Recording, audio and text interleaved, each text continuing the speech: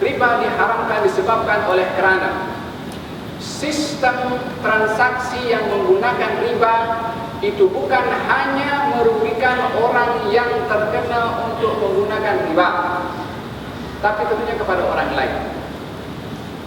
Kita tidak boleh sekarang yang dipertikaikan adalah orang dahulu bila mana jual beli hutang piutang. Selagi hutang piutang itu adalah diridai oleh kedua belah pihak. Saya hutang 1.000, bila mana bayar 1.100, sama-sama rida. Yang berhutang pun rida nak bayar 1.100, 1.200, atau persentase yang untuk kita berhutang setiap bulan sekian persen umpamanya. Orang yang berhutang itu rida. Yang menghutangi memanglah tentu rida karena dia dapat keuntungan. Adakah keridaan kedua belah pihak dalam transaksi hutang piutang ataupun jual beli yang mengandungi masalah riba sudah memadai untuk membenarkan dan mengesahkan sistem jual beli dan transaksi atau hutang piutang itu? Kalau segala jenis transaksi yang dipersetujui oleh kedua belah pihak itu diridai oleh kedua belah pihak akan menjadi benar, maka kalau begitu perzinaan pun bila mana dipersetujui oleh kedua belah pihak laki-laki dan perempuan akan menjadi halal. Masalah sama-sama suka. Ataupun juga hubungan yang songsang sekarang laki-laki dengan laki-laki, perempuan dengan perempuan, kalau suka sama suka akan menjadi perkara yang halal karena sama-sama suka. Dan perkara suka sama-sama suka, ridha sama ridha bukan menjadi ukuran halalnya perkara tersebut selain dilihat secara keseluruhan.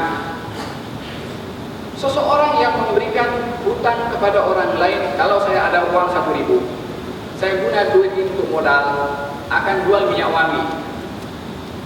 Saya jual minyak wangi itu dengan kadar modal saya 1.000, sesuai dengan kadar minyak wanginya dan berapa harga pasaran itu, agar supaya penjualan minyak wangi saya itu menguntungkan daripada modal 1.000.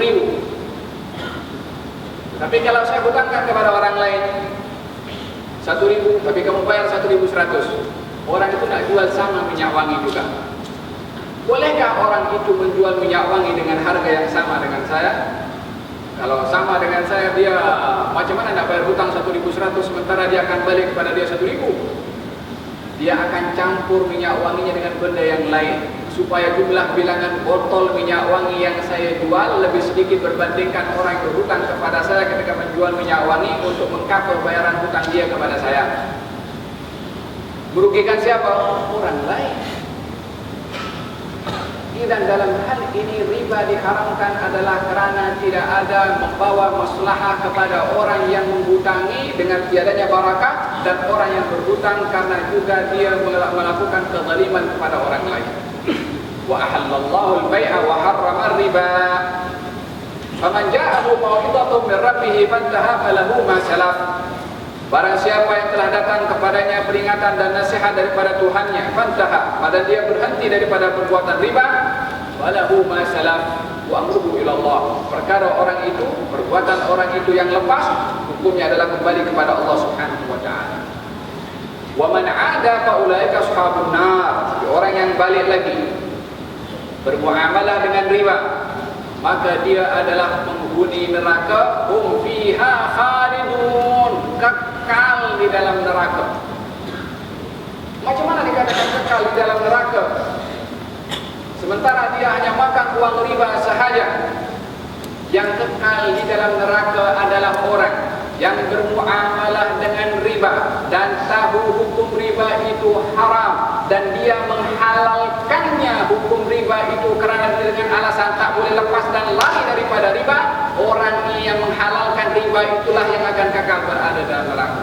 Kerana apa? Karena menghalalkan perkara diharamkan oleh Allah Subhanahu wa taala.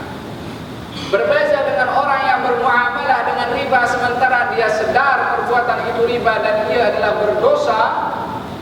Ini adalah orang yang fasik, tapi tidak kekal berada dalam neraka sebab dia sedar perbuatan itu adalah perbuatan yang dosa.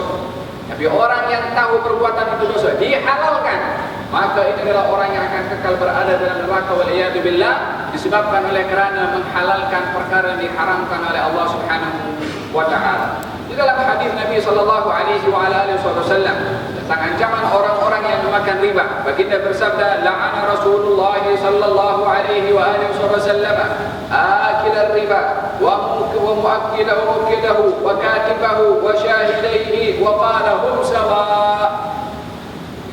Rasulullah melaknat kepada orang yang makan riba, orang yang menjadi wakil dalam transaksi riba, yang menulis tentang transaksi riba, dan yang menjadi saksi, mereka sama dilaknat, kata fil hadis Nabi sallallahu alaihi wasallam. Wa qala Rasulullah sallallahu alaihi wasallam, ar-riba 70 baban ahwanuha indallah azza wa jalla kalladhi yankihu ummah. Bahaya hukuman riba ini ada 70 pintu, 70 bahagian hukuman. Yang paling ringan di sisi Allah adalah umpama dosa orang yang mendatangi kepada ibunya sendiri. Wahakala, ancaman-ancaman ini adalah amat berat bagi orang yang bermuamalah dengan riba. Hendaklah dia berhenti, karena orang yang bermuamalah dengan riba mencabar kepada Allah Subhanahu wa ta'ala. Yamhaqullahu riba wa yurbi sadaqat wallahu la yuhibbu kulla kaffarin azim. Yamhaqullahu riba, Allah menghapus, Allah menghancurkan, Allah membinasakan. Apa itu riba? Membinasakan maknanya harta yang didapat daripada riba itu adalah tidak akan mendatangkan manfaat, tak ada barakahnya. Buktinya sudah terlalu banyak orang bermuamalah dengan riba. Orang yang menggunakan yang selalu menggunakan uang riba dan sumber hartanya daripada riba akan digunakan harta itu pada tempat yang memang tidak diridhai oleh Allah Subhanahu wa ta'ala. Dan tidak akan menjadi penghapus kepada dosanya.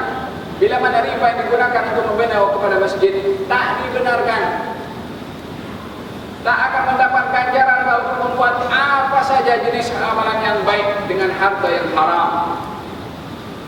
Walaupun sebahagian ulama mengatakan uang riba itu adalah tak boleh untuk dipergunakan, dimakan sendiri ataupun dipergunakan untuk membina rumah-rumah Allah Subhanahu wa ta'ala, tapi digunakan untuk tempat-tempat yang umum, seperti nak buat arena umpamanya, nak buat tandas katakan highway umpamanya. Itu adalah perkara yang dibolehkan, tapi tak ada ganjaran, sebab hartanya sumbernya daripada yang haram. Adakah Allah akan bagi ganjaran kepada orang menggunakan harta yang haram? Kalau begitu orang akan cari harta haram semua untuk menggunakan perkara yang baik. Maha suci Allah untuk meletakkan ganjarannya dengan orang mempergunakan perkara diharamkan oleh Allah Subhanahu wa ta'ala. Wahakala, berhati-hati di dalam bermuamalah dengan riba. Bukan satu alasan untuk mengatakan kita punya zaman sekarang tak boleh lepas daripada riba. Allah Subhanahu wa ta'ala turunkan Al-Quran melarang riba hanya untuk zaman Rasulullah sahaja. Perkara riba itu sudah menjadi duri di dalam daging di zaman Nabi SAW. Kekuatan iman yang membawa semangat kepada sahabat untuk meninggalkan semua jenis riba. Iman kepada Allah, percaya kepada faman ja'ahu mau'izatun min rabbih fantaha falahu ma salaf. Barang siapa yang datang kepadanya nasihat daripada Tuhannya dan berhenti daripada riba. Datang nasihat daripada Tuhannya dan berhenti daripada riba. Yang menasihati untuk dia berhenti daripada siapa? Tuhannya. Allah yang menyuruh dia dan memberi nasihat kepada dia. Adakah yang akan memberi nasihat itu membiarkan orang yang meninggalkan riba, dibiarkan hidup miskin sengsara karena tidak bermuamalah dengan riba? Dengan kepatuhan kepada Allah disengsarakan oleh Allah Subhanahu wa ta'ala. Iman macam mana menilai kepada Allah seperti itu? Kita mesti iman mantap kepada Allah Subhanahu wa ta'ala sebagaimana mereka para sahabat meninggalkan riba, yang pada waktu itu riba adalah menjadi sistem ekonomi yang sudah menjadi duri di dalam daging pada waktu zaman jahiliyah, dihapuskan oleh Nabi SAW dengan kekuatan iman mereka para sahabat. Wahakala Sayyidina Imam Abu Hanifah An-Nu'man ketika memahami tentang hadis Nabi sallallahu alaihi wasallam, kullu qardin jarra naf'an fa huwa riba. Setiap hutang piutang yang mendatangkan manfaat maka hutang piutang itu riba. Hutang piutang Hutangnya 1.000 kena bayar 1.100. Pula dengan cara yang lain, orang-orang sekarang berusaha untuk mensyariatkan benda yang tidak syariat. Kalau hutang piutang itu dengan tambahan hukumnya adalah haram, maka dia cari helah. Apa helahnya? Helahnya adalah seakan-akan dia menjual barang 1.000, kemudian dibeli 900 oleh orang yang nak beli tadi barangnya kepada dia, supaya dia boleh balik beli dengan hutang. Bila mana dia nak bayar 1.000, padahal barangnya milik dia sendiri. Mencari helah untuk menghalalkan riba. Dengan apa? Dengan sistem jual beli. Tujuannya adalah untuk riba. Kalau Imam Abu Hanifah mengatakan ketika dia menghutangi kepada satu orang di Iraq, ketika berjalan dia berteduh di bawah satu rumah yang bumbungnya itu agak keluar, maka dia berteduh di bawah situ karena ada sebab untuk dia berehat. Dia tak sedar kalau dia berteduh di bawah rumah orang yang berhutang kepada dia. Setelah dia sedar tengok rumahnya, ini rumah orang yang berhutang kepada aku. Ditinggalkan rehatnya, dia sambung perjalanan terus. Gal apa pasal? Gal aku takut berteduhnya aku di bawah rumah orang yang berhutang kepada aku, seakan-akan aku mengambil manfaat daripada orang yang berhutang kepada aku, sehingga aku bermuamalah dengan riba dengan mengambil manfaat hanya berteduh di rumah orang dengan berbagai cara, dengan berbagai alasan. Kalau tak ada riba, mana boleh hidup, mana boleh kita nak bangun rumah, mana boleh nak beli kereta, mana boleh. Selagi kita masih bertanya mana boleh, memang tak boleh. Mesti ada cegah kepada Allah Subhanahu wa ta'ala. Kita jangan meremehkan hukum Allah dengan kita merontakkan keraguan kepada apa yang disuruh oleh Allah Subhanahu wa ta'ala. Kamalul, kesempurnaan iman seseorang, percaya mutlak dengan apa yang Allah berikan kepada kita, dan tidak mempertikaikan apalagi meragukan kepada hukum-hukum Allah Subhanahu wa ta'ala. Ulaika ashabun nar hum fiha khalidun yamhaqullahu riba wa yurbis sadaqat. Allah itu menghancurkan riba dan memberikan kelebihan dalam sedekah, memberikan barakah kepada sedekah. Ma nabasa malun min sadaqah bal yazdadu. Tidak kurang orang yang bersedekah, tapi itu bertambah. Kita bandingkan. Riba, kata Allah, aku hancurkan. Sedekah, aku tambahkan. Percaya kepada siapa? Adakah percaya kepada Allah yang menjanjikan tambahan kepada sedekah dan kehancuran kepada riba, ataupun kepada syaitan yang menjanjikan kemiskinan kalau kita tidak bermuamalah dengan riba? Zaman kita sekarang pun sudah orang mulai menyeru tentang bahaya riba itu sendiri. Seorang ahli ekonomi daripada Jerman bernama Shafir, dia mengatakan bahwasanya muamalah dengan riba ini akan menambahkan orang kaya semakin kaya, yang miskin adalah semakin miskin.